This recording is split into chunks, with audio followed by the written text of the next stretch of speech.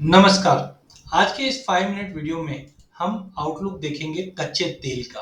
देखिए, कच्चे तेल की अगर बात करें तो कच्चे तेल में रिसेंटली हमने काफ़ी बड़ी गिरावट आते हुए देखी और माना ये जा रहा है कि आगे जाके ये गिरावट और बढ़ेगी। तो आज के 5 मिनट में हम ये देखते हैं।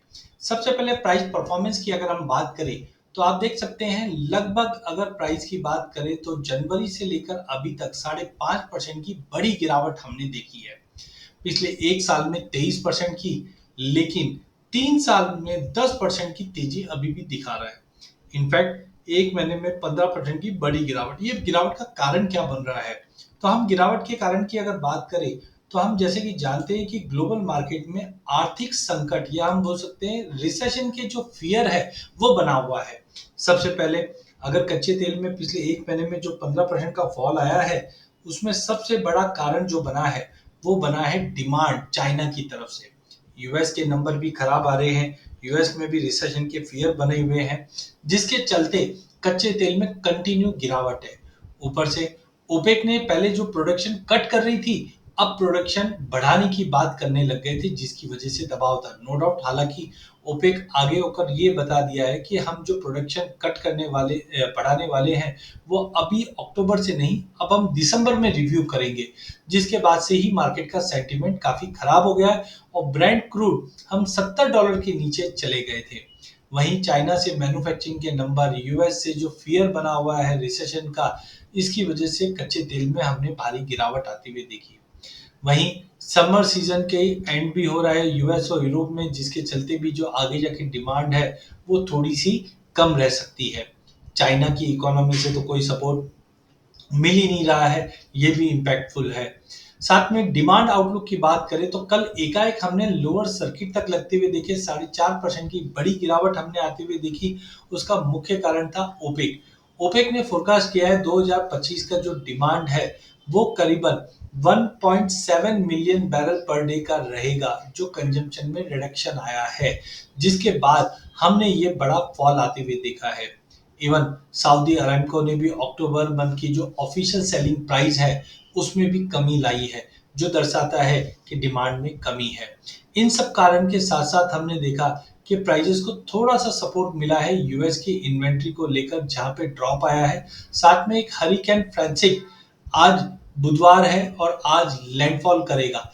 तो अगर यहाँ से मेंटेनेंस के लिए, तो ऑलरेडी हमने देखा रिफाइनरीज में कोई इम्पैक्ट नहीं पड़ा, लेकिन कोई भी अगर रिफाइनरीज में इम्पैक्ट आता है तो कच्चे तेल में एक टेक्निकल रिबाउंड आएगा। मैं देखिए आगे भी कंसर्न्स है डिमांड को लेकर, लेकिन कहीं ना कहीं इन्वेंट्री का ड्रॉप और हरिकेन फ्रैंकिक की जो अपडेट है ये प्राइजेस को टेक्निकल पुलबैक दिखाया। इनफैक्ट ओपेक की अगर बात करें तो ओपेक ने कहा है जो आउटपुट है वो 197,000 बैरल पर डे के आसपास की कमी आ सकती है, जिसके चलते लीबिया में कंसर्न था बट वो सॉल्व आउट हो गया। बट कुल मिला के अब हरिकेन और टेक्निकल, ये दो ऐसे फैक्टर्स हैं जो टेम्परेरी प्राइजेस को सपोर्ट लाने की कोशिश करेंगे। सीजनैलिटी की अगर हम बात करें तो सीजनैलिटी में अगर आप देख सकते हैं कि 5 साल का एवरेज बताता है कि सितंबर अक्टूबर में तो भाव तेज रहता है, बट अक्टूबर के बाद मार्केट में गिरावट भी आती है।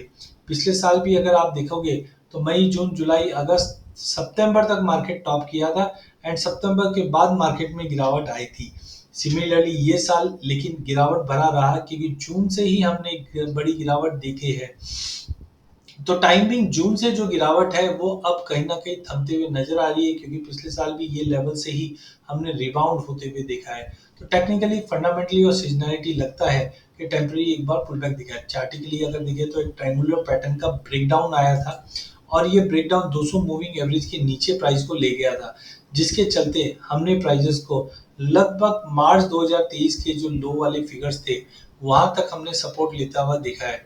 तो टेक्निकली लग रहा है कि प्राइजेस 5500-5600 का जो बैंड है इसको सपोर्ट कर लेगा और एक टेक्निकल पुल बैक एटलीस्ट अगर 200 मूविंग एवरेज तक की भी बात करें तो प्राइजेस 6100 तक का एक टेक्निकल पुल बैक दिखा सकता है।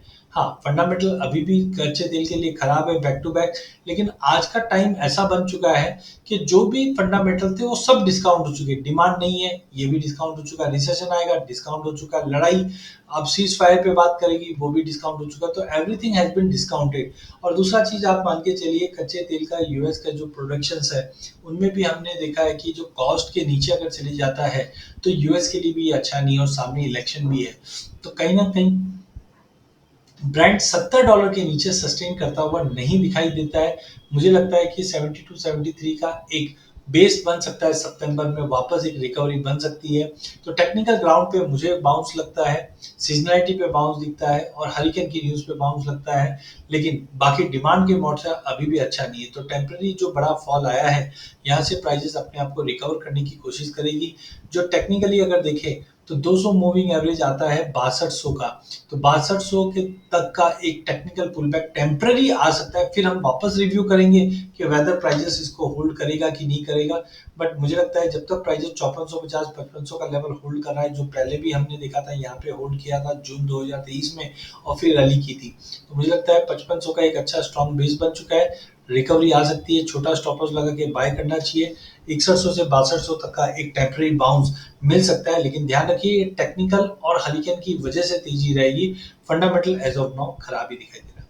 अधिक जानकारी के लिए आप हमारा यूट्यूब चैनल सब्सक्राइब कीजिए। इस चैनल पर हम आप तक इक्विटी, कमोडिटी, करेंसी के अपडेट लाते रहेंगे। वीडियो पसंद आने पे इसे लाइक और शेयर जरूर कीजिए।